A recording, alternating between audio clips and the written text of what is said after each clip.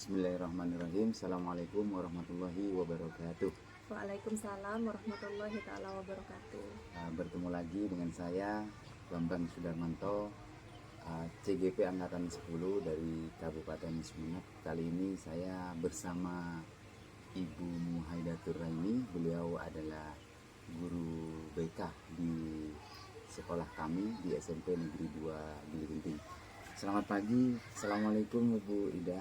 Selamat pagi, waalaikumsalam warahmatullahi taala wabarakatuh, Pak Bambang. Bagaimana ini kabarnya pagi ini, Bu? Alhamdulillah sehat dan Sehat, ya. secerah cuaca. Secerah cuacanya memang Cuaca cerah ya. cukup cerah hari ini. Iya. Pada kesempatan ini kita akan mengadakan semacam percakapan pra observasi ya Ibu Ida. Ya. Di mana percakapan pra observasi ini dilakukan sebagai langkah awal untuk pelaksanaan observasi yang nantinya dilanjutkan dengan pasca observasi. Sehingga dengan melakukan pra observasi ini diharapkan supaya nanti pembelajaran yang dilakukan oleh Ibu Ida nanti semakin lebih baik lah, seperti itu. Nah, kira-kira Ibu Ida tentang materi atau pelajaran nanti yang akan saya observasi itu BK ya? Ya, tentang layanan klasikal. Layanan klasikal ya Ibu. Mengenai tujuan pembelajaran apa Ibu kira-kira? Ya, di sini tujuan kalau saya khususnya guru BK ya. Sebenarnya intinya sama, hanya beda bahasa saja. Kalau di mapel lain itu mungkin tujuan pembelajaran, tapi kalau di BK itu adalah tujuan layanan. Oh, tujuan. Nah, adapun tujuan layanan yang akan saya angkat pada layanan klasikal di sini ada 3. Yang pertama yaitu nantinya diharapkan peserta didik dapat menjelaskan kembali mengenai arti bullying. Karena di sini topik yang saya angkat pada layanan klasikal yang akan saya lakukan itu tentang stop bullying. Kemudian yang kedua yaitu peserta didik dapat menganalisa faktor penyebab dan dampak dari bullying itu sendiri. Jadi nantinya dengan layanan yang akan saya berikan, nantinya peserta didik bisa nih faktor penyebabnya apa, kemudian dampaknya seperti apa, seperti itu. Kemudian yang ketiga, nantinya peserta didik dapat mengevaluasi cara mencegah perilaku bullying di sekitarnya. Mungkin itu tujuan layanan yang akan saya angkat pada layanan klasikal. Iya, sangat menarik sekali ya Ibu Ida ya. Kemudian mengenai area pengembangannya itu, area pengembangan yang hendak dicapai. Area pengembangannya mungkin lebih pada pengetahuan dan keterampilan siswa ya. Pengetahuannya yaitu tentang bagaimana siswa menyikapi bullying yang sering terjadi atau marak dilakukan, terutama di lingkungan sekolah atau seperti siswa kalangan remaja seperti itu. Kenapa saya angkat tema bullying? Karena kita tahu sendiri ya, sekarang bullying ini bisa terjadi di mana-mana. Jadi di sini saya melakukan layanan itu untuk pencegahan. Nantinya diharapkan dengan adanya layanan ini, nanti peserta didik itu akan tahu apa itu bullying, kemudian faktor penyebabnya dan dampaknya. Seperti itu. Kemudian pada keterampilan. Ya. Jadi di sini dari layanan ini juga akan melatih keterampilan siswa. Bagaimana mereka melakukan bekerja sama dalam diskusi kelompok yang akan mereka lakukan. Kemudian mereka memiliki keterampilan untuk berani berbicara di depan umum seperti itu. Karena nanti pada layanan yang akan saya lakukan akan ada sesi presentasi. Presentasi juga nanti. Ya, akan ada presentasi. Jadi area pengembangan itu agar siswa memahami dulu ya akan bahaya dan dampak dari bullying. Mengenai strategi Bu Ida, strategi yang akan dipersiapkan nanti. Strateginya mungkin kayak seperti metodenya begitu ya Pak. Nah, kalau metode pembelajaran yang ingin saya lakukan nanti itu akan saya sediakan semacam tayangan video terkait materi tentang bullying. Kemudian saya juga akan melakukan brainstorming. Apa itu brainstorming? Misalnya nanti anak-anak akan melakukan curah pendapat antara kelompok yang satu dan kelompok yang lain. Kemudian juga akan ada diskusi dan presentasi. Dan yang terakhir yang akan agar anak-anak itu tidak bosan, nanti saya akan menyelingi dengan permainan snowball throwing, dengan permainan lempar bola salju seperti itu, terkait materi. Sangat menarik sekali ya Ibu Ida ya. Mungkin di sini kan ada diferensiasinya juga, ada PSE-nya juga pasti ya kan. Jadi anak-anak tidak bosan nanti tidak jadikannya bosan seperti ya, itu. supaya sehingga anak tidak bosan dan bisa memotivasi dalam belajar Iya. dan juga mencegah dalam pembelajaran bullying, stop bullying ini. Iya, seperti itu. Ya, kira-kira kapan Ibu Ida ini akan dilaksanakan pembelajaran? Layan Hari ini apa, Kak? ya, layan ini akan saya lakukan minggu depan pada hari Rabu. Hari Rabu ya, hari Iya. Rabu jam ke Jam setelah istirahat kelas kelas Tiga. 8. kelas 8 ya. Kelas 8. Jadi hari Rabu kelas 8 jam ke 34 ya Bu ya? Iya. Iya. Saya rasa cukup sekian dulu Bu Ida mengenai pra observasi. Nah, nanti diharapkan pada waktu pelaksanaan observasi atau supervisi di dalam kelas nanti supaya supaya berjalan maksimal Iya. sesuai dengan tujuan dan harapan, sehingga nanti setelah observasi di kelas nanti saya ditemani juga oleh Bapak PP untuk interview pasca observasi. Terima kasih Ibu Ida atas Ya, waktunya. sama-sama. Assalamualaikum warahmatullahi wabarakatuh. Waalaikumsalam warahmatullahi wabarakatuh.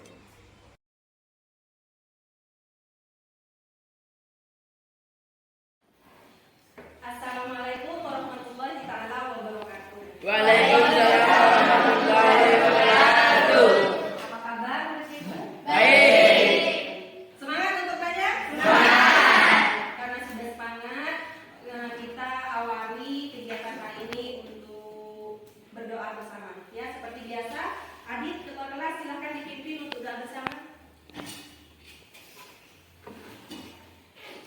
Sebelum kita mulai pelajaran, marilah kita berdoa bersama di dalam hati. Berdoa dimulai.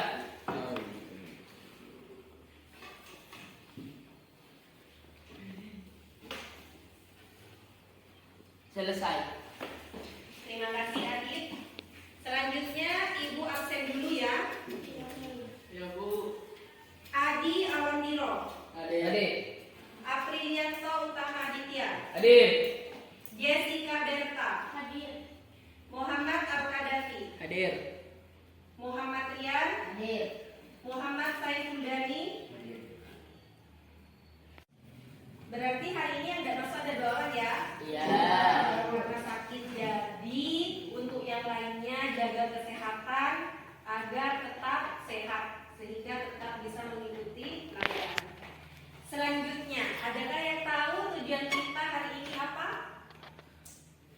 Hari ini Ibu akan memberikan bimbingan klasikal tentang stop bullying. Ada yang tahu apa itu bullying? Adit? Apa itu? Pelecehan. Pelecehan. Ada lagi? Ya. Tindakan keras. Tindakan keras. Berta? Mencaci. Nah, jadi sudah ada ya sedikit pengetahuan kalian tentang bullying. Nah, aku ingin menyampaikan dulu pada kalian. Tujuan bimbingan klasikal kita hari ini yaitu yang pertama, kalian bisa menjelaskan apa itu bullying dan menyebutkan jenis-jenis bullying.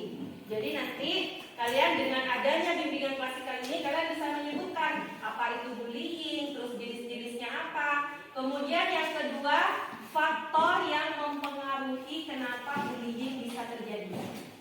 Jadi apa saja faktornya, kemudian dampaknya, dampak dari bullying itu apa saja. Dan yang ketiga itu adalah kalian bisa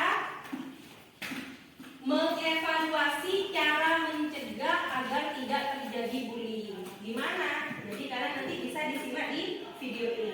Jadi hal-hal penting yang ada dalam video bisa kalian tulis. Oke? Untuk mengetahui lebih lanjut, di sini Ibu punya video. Silahkan video ini disimak baik-baik. Jika ada hal penting, kalian boleh catat di buku catatan kalian. Karena nanti akan ada tugas individu ataupun tugas kelompok tentang bullying. Sudah siap? Siap. Kok sepertinya masih lemes ya? Gimana kalau kita ice breaking dulu? Nah, siap? Ice breaking dulu biar semangat kita belajarnya. Jadi clue-nya sekarang ice breaking-nya tentang guru berkata. Jadi saat Ibu bilang guru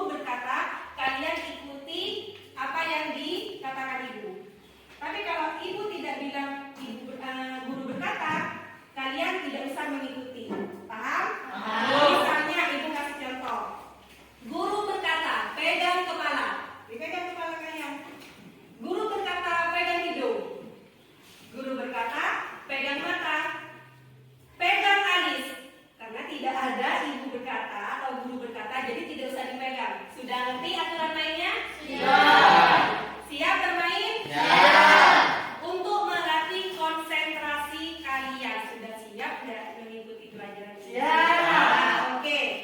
Ibu berkata, silakan berdiri. Ibu berkata, angkat tangan kanan. Ibu berkata, turunkan tangan kanan. Ibu berkata, pegang hidung.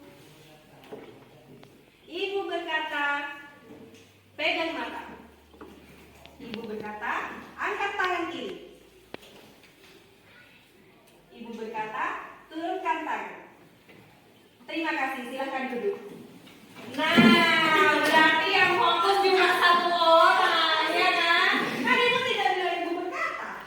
Tapi bagus ya, oke, tepuk tangan untuk kalian. Kita lanjutkan, simak video tentang stop bullying yang ada di depan. Sebetulnya mereka juga mengkhawatir jika ada pembalasan. Dari sini kita melihat bahwa orang yang terlibat bullying baik pelaku, korban, ataupun yang melakukan perasaan cemas dan khawatir. Karena itu, bullying harus dicegah atau diatasi supaya berkurang atau berhenti.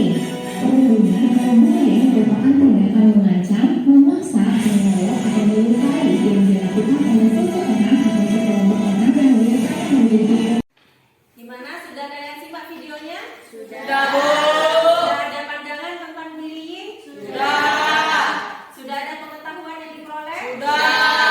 Kira-kira ada yang mau ditanyakan? Sudah. Jadi sudah paham ya? Oke. Kalau sudah paham berarti untuk tahap selanjutnya ibu bagi kelompok. Jadi ibu nanti akan bagi menjadi 4 kelompok. Nah ini kelompok 1, kelompoknya Izat kelompok 1, kemudian kelompoknya Sesa kelompok 2, dan kelompoknya Alda kelompok 3. Untuk Davi sama Dimas bisa bergabung ke kelompoknya Adit.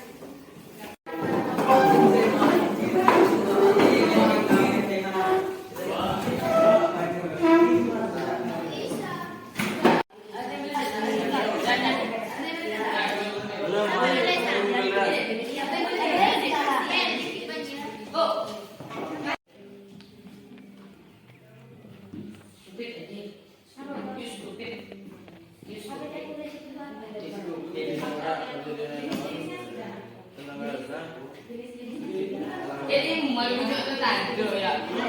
Untuk dipakai ke bola dah. Kasih kalian di depan. Sekali lagi. Iya. Boleh. Terus kata tinggal lagi. Boleh kalian tempel di sini. Tapi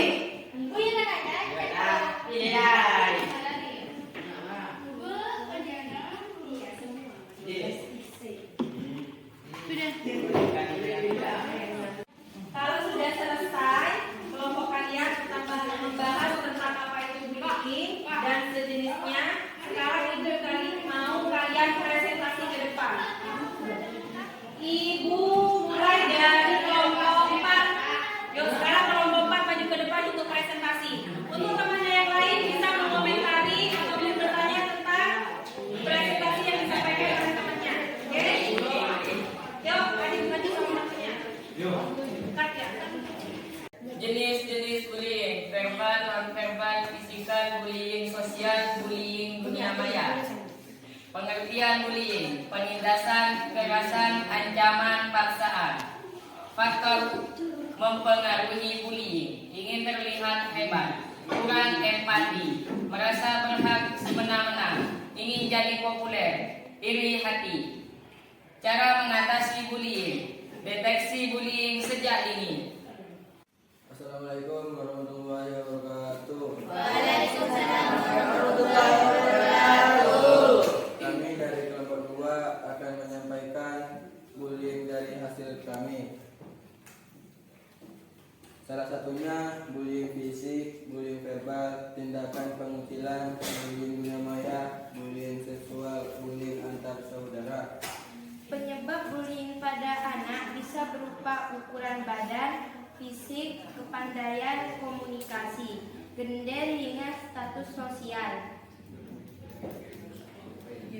Bullying fisik, physical bullying adalah tindakan tindakan penindasan yang berkaitan dengan fisik. Tindakan ini dapat memberikan efek jangka pendek dan panjang. Contohnya memukul, menendang, mendorong, mencubit, menyandung, merusak properti.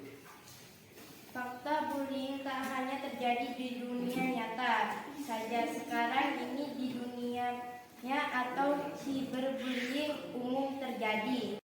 Assalamualaikum warahmatullahi wabarakatuh. Waalaikumsalam warahmatullahi wabarakatuh. Kami dari kelompok 3 akan mempresentasikan pengertian tentang bullying.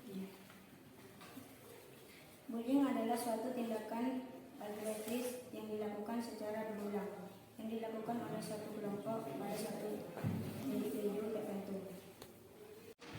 Nah, sekarang selanjutnya Ibu mau, kalian kan tadi sudah mempelajari apa itu bullying, jenis-jenisnya, kemudian faktor yang mempengaruhi, dampaknya, terus bagaimana cara kita menghadapi bullying. Kalian kan sudah belajar itu semua ya?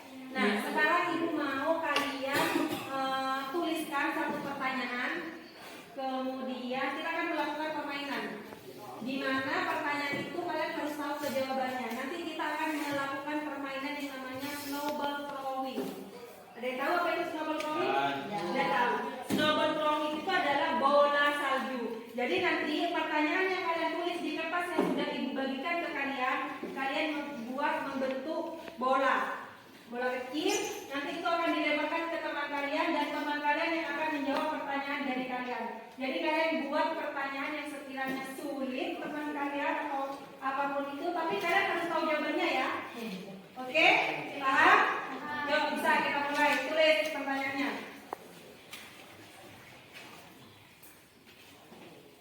Sudah semua buat pertanyaannya? Sudah. Kira-kira tahu jawabannya? Tahu. Ibu mau yang pertama maju ke depan. Ya, silakan maju. Alda. Coba Alda maju ke depan.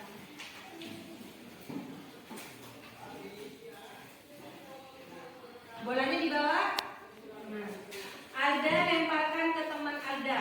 Siapa kira-kira? Harus siap ya. Siapa? Matus. Oke. Silakan duduk. Terima kasih Alda. Pertanyaan Alda.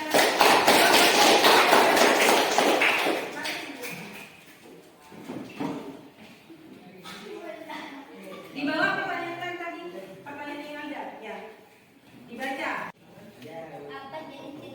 Apa jenis-jenis bullying? Bisa langsung jawab pertanyaan dari Alda. Tadi Alda menuliskan pertanyaan. Apa jenis-jenis bullying? Bisa jawab? Apa? Apa saja? Bullying fisik, bullying verbal, bullying. Oke, betul ya jawabannya ya? Ya, berikutnya saya mau maju. Oke, Nabil, silakan. Langsung dilempar ke temannya. Bolanya mau dilempar ke siapa? Kak Adit. Oke, terima kasih Nabil.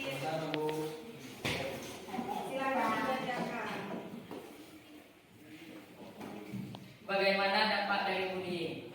Bagaimana dampak dari bullying? Tahu jawabannya? Apa? Aspek fisik, motorik, emosional. Oke, bisa berdampak sama aspek fisik, motorik, sama emosional. Oke, terima kasih. Nah, dari kegiatan hari ini kita sudah belajar tentang bullying. Kita juga sudah memainkan yang namanya snowball throwing. Gimana perasaan kalian tentang kegiatan ini? Ini tetap semangat untuk belajar? Nah, seperti yang kita ketahui ya, bullying itu adalah tindakan yang tidak kita perlu tiru, harus dihindari. Kemudian bullying itu juga tujuannya sudah, mungkin itu saja untuk bimbingan klasikal hari ini. Nanti akan ada tugas akhir yang akan Ibu kirim melalui Google Form. Kalian tinggal mengerjakannya di situ ya. Jadi untuk mengetahui sejauh mana pengetahuan kalian setelah melakukan bimbingan klasikal ini. Mungkin bimbingan klasikal hari ini sampai di sini. Ditutup sampai ketemu di bimbingan klasikal berikutnya. Ibu akhiri. Wassalamualaikum warahmatullahi wabarakatuh.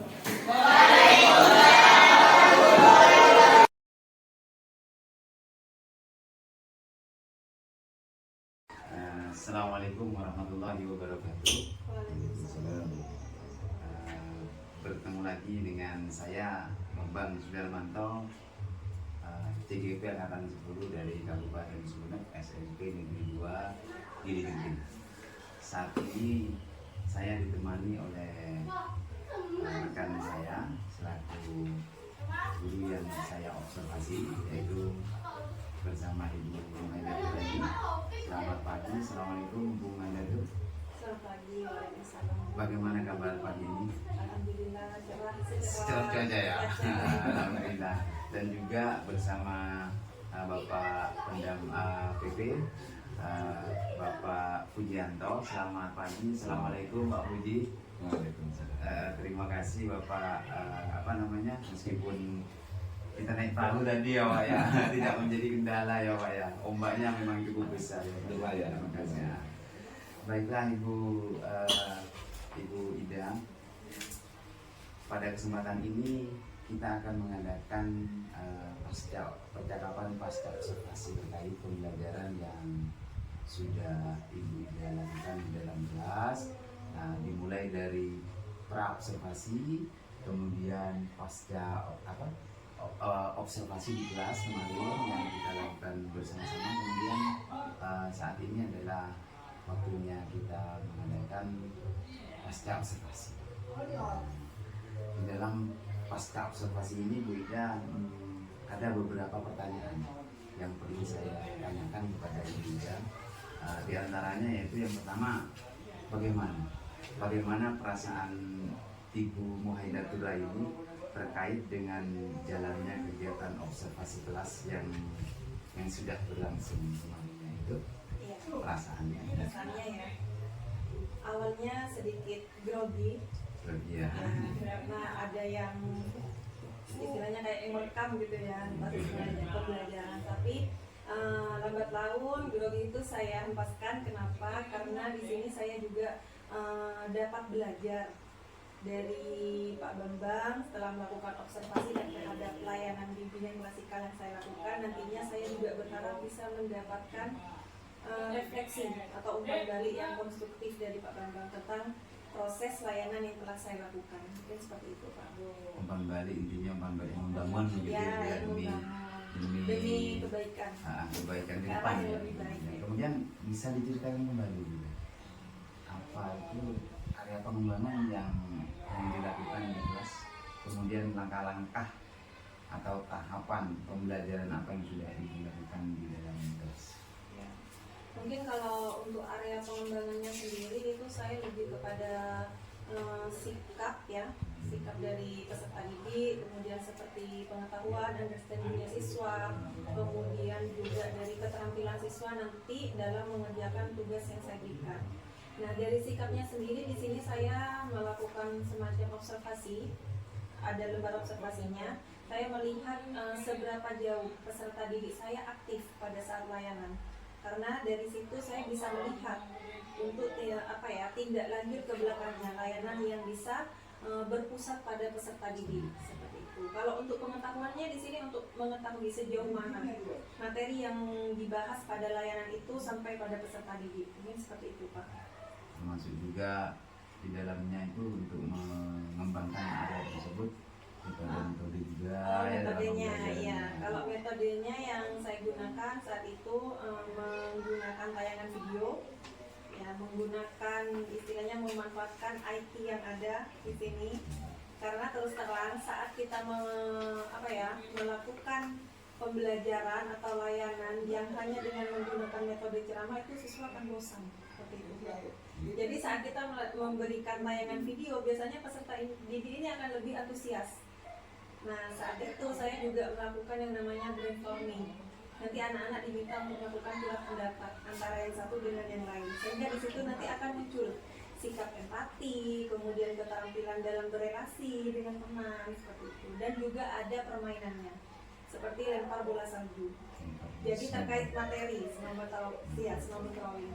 Jadi terkait materi yang sudah dipahami dari peserta didik, nanti peserta didik diminta untuk membuat satu pertanyaan, di mana peserta didik tersebut mengetahui jawabannya, ditulis ke sebuah kertas dan kertasnya dibuat seperti bola, kemudian dilempar ke temannya. Jadi mereka sangat antusias bermain, tapi juga ada pengetahuan yang mereka dapat. Sangat menarik sekali. Ya. Saya rasa pembelajaran yang sudah Ibu lakukan ini sudah menggunakan media ini. Ya, media pembelajaran yang baik itu visual, audio, snowball drawing juga Lebih ke masuk ke kinestetik. kinestetik Ya, ya. karena mengajak peserta didik untuk Oh iya ya. terlibat langsung Kinestetik dalam ya, proses ya. gerak seperti itu. Jadi ada 3 profil Iya. belajar yang sudah terpenuhi Iya. di sini ya. Karena di situ Pak, seperti yang sudah saya sering lakukan pada awal tahun ajaran baru, mesti saya tuh melakukan yang namanya serangkaian tes seperti tes gaya belajar, tes diagnostik non kognitif. Jadi dari sana nanti kita akan dapat mengetahui profil peserta didik sehingga nantinya kita bisa membuat layanan khususnya BK yang berpusat pada peserta didik seperti itu. Jadi tes awal itu untuk mengetahui kebutuhan ya, Ya. kebutuhan belajar siswa ya. Dan itu sangat penting kita. Kemudian area pengembangan yang sudah Ibu lakukan itu baik dari strategi pembelajaran, dari konten, proses dan produk itu refleksi juga ada tadi ya kan? Iya. Itu apakah sudah berhasil dilakukan di dalam kelas atau belum? Kalau untuk keberhasilan mungkin bisa dikatakan berhasil walaupun tidak 100% ya Pak. Karena seperti yang sudah saya lakukan pada layanan kemarin, di sini kan saya inginnya agar siswa itu aktif saat proses layanan, tapi ternyata masih ada beberapa siswa yang juga masih belum bisa aktif. Mereka masih ada yang terlihat malu-malu, Kurang percaya diri ya? ada yang masih kurang percaya diri, kemudian ada yang mereka hanya diam saja karena sudah ada temannya yang lain yang mengerjakan tugas kelompoknya tersebut. Jadi kalau dikatakan berhasil tidak 100%, tapi setidaknya sudah di atas 50 lah seperti itu. Ya, nah. Ya. Menurut Ibu Ida, untuk mengatasi hal-hal seperti itu, anak kurang aktif dan lain sebagainya itu, menurut Ida bagaimana? Caranya dulu untuk mengatasi. Caranya ya, mungkin ke depannya ya Pak, saya akan melakukan layanan itu secara konsisten. Misalnya dalam setiap pembelajaran, mungkin kalau kita lebih sering melibatkan peserta didik, mungkin rasa percaya dirinya akan muncul seperti itu. Untuk Untuk meningkatkan percaya diri peserta didik, sehingga nantinya mereka tidak malu lagi saat mengemukakan pendapat kayak gitu. Jadi kita harus lebih melibatkan peserta didik saat proses belajar. Sangat menarik sekali. Kira-kira kendala yang dihadapi di dalam proses pembelajaran di dalam kelas itu apa kendalanya?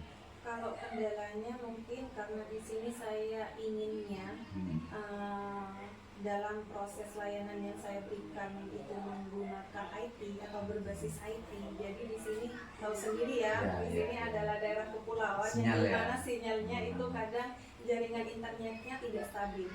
Gitu. Mungkin itu salah satu kendalanya. Kemudian juga yaitu keragaman peserta didik yang kita temui di lapangan. Kadang kita pengennya seperti ini, tapi nyatanya ada peserta didik yang masih pasif, belum bisa aktif, mungkin seperti itu Pak.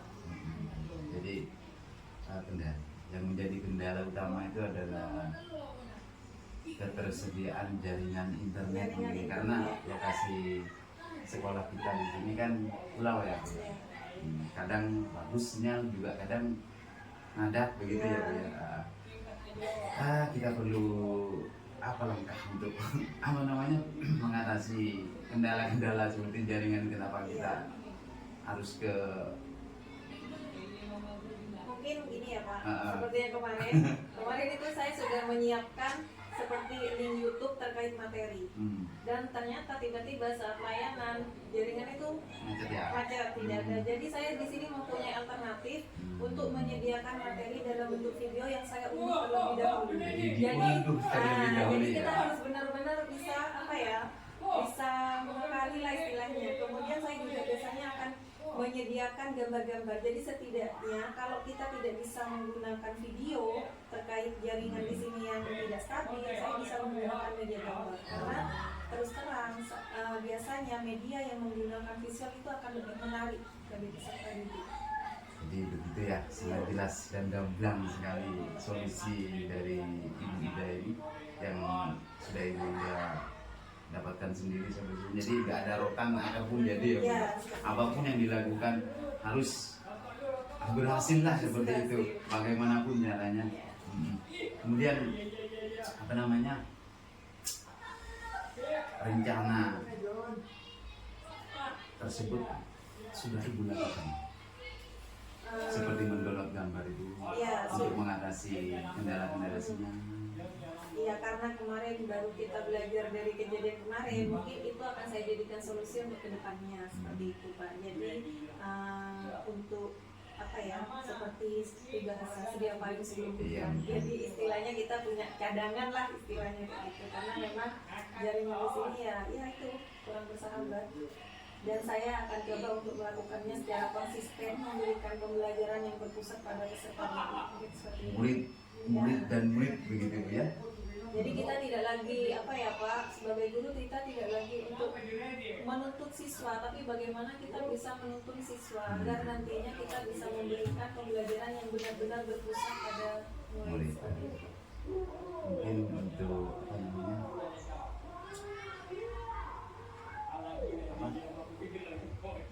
untuk meningkatkan kompetensi lah. Kira-kira rencana Ibu apa? Untuk meningkatkan kompetensi saya gitu Iya. ya Pak. Misalnya ya dengan melakukan upgrade diri, Iya, upgrade diri mengikuti lagi. ya kayak seperti yang kita ketahui ya, sekarang pemerintah ini sudah menyediakan PMM, kita bisa juga melakukan pembelajaran mandiri, kita bisa meningkatkan kompetensi kita dengan apa namanya, belajar secara mandiri lewat PMM, atau juga bisa dari saya ikut kayak MGBK seperti itu, karena di sana kita bisa berbagi praktik baik juga dengan guru-guru BK yang lain seperti itu Pak. Jadi kita bisa saling sharing tentang apa ya, pengalaman, kemudian halangan yang kita hadapi, yang seperti itu, tantangan kayak gitu Pak. Ya, saya rasa cukup jelas sekali Bu, dan cukup gamblang penjelasan yang sudah Ibu jelaskan kepada saya, mulai dari perasaan, kemudian area pengembangan, juga kendala, dan juga sampai ke upgrade diri atau meningkatkan kompetensi diri. Ya, saya rasa cukup sekian Ibu pasca observasi pada hari ini. Terima kasih atas waktu dan kesempatan Ibu Ida karena sudah bersedia untuk diobservasi saya, mulai dari pra, kemudian observasi dan pasca observasi. Terima kasih Ibu Ida, dan kepada Bapak BP, Bapak, saya mengucapkan terima kasih atas ilmu yang sudah diberikan kepada kami. Sekali lagi terima kasih banyak Bapak Pujianto atas ilmu yang diberikan. Sama-sama. Assalamualaikum warahmatullahi wabarakatuh.